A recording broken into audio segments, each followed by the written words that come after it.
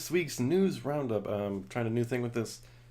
I need to find out A, if anybody's actually interested in this sort of thing, and B, if I can keep this up on a weekly basis, in addition to all the other stuff I'm doing for our podcast and YouTube channel and my own free time life stuff. So here goes nothing. I'm going to start off with video game news.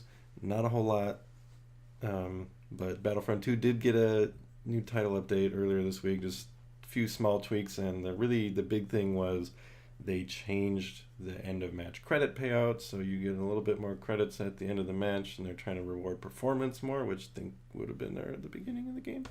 It's a small start to making things right, much in the same way that dumping a bucket on a house fire is a small start into putting out the fire.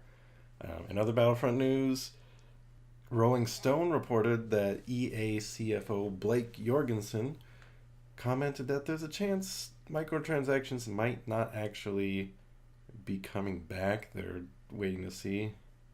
That seems really unlikely to me, but with states like Hawaii working on a bill to regulate loot boxes and microtransactions, maybe the possibility of EA leaving microtransactions out of Battlefront 2 is just slightly less than far-fetched. Even so, that really wouldn't solve the loot box issue in the first place, which even if you can't buy the loot boxes with real money, it's still just a really, really bad way to progress. So they got a lot of work to do to see if this game doesn't just die, which would be a shame, because it's... So going over to Tabletop news, where there's lots of bright, positive things in the world. Fantasy Flight finally released official word on the prizes for regionals, which regional season has already started for the Fantasy Flight game supported by Organized Play. There's a lot of really cool prizes and sweet stuff you can win, so let us know if you're actually going to any of the regionals. I just got done with an Imperial Assault Regionals last week, and you can see my video report of that on our channel. And the next wave of Destiny products is on the horizon, the Legacies wave. We got a couple more preview articles over the week focusing on yellow cards and red cards. Some of the exciting new characters that we got revealed were Hondo Anaka, who's actually a neutral character, which is really cool.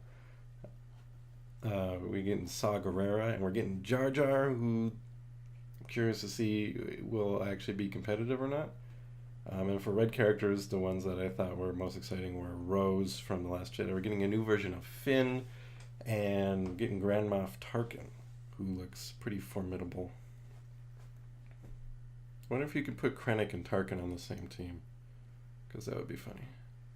And the last thing in this week's gaming news is Waves 12 and 13 of X-Wing are out now, so go get them if you haven't already. This includes the really ugly Resistance Bomber, the small ship in a large box TIE silencer, the interesting Kimogila fighter, the long overdue Alpha class starship, and the awesome Phantom 2 shuttle from Rebels. Let me know which of these ships you're most excited about. I'm probably just going to pick up the Phantom 2 and call it a day. Thanks for watching. That was all the Star Wars gaming news this week. Stay tuned for next week, maybe, if we keep doing this in the future.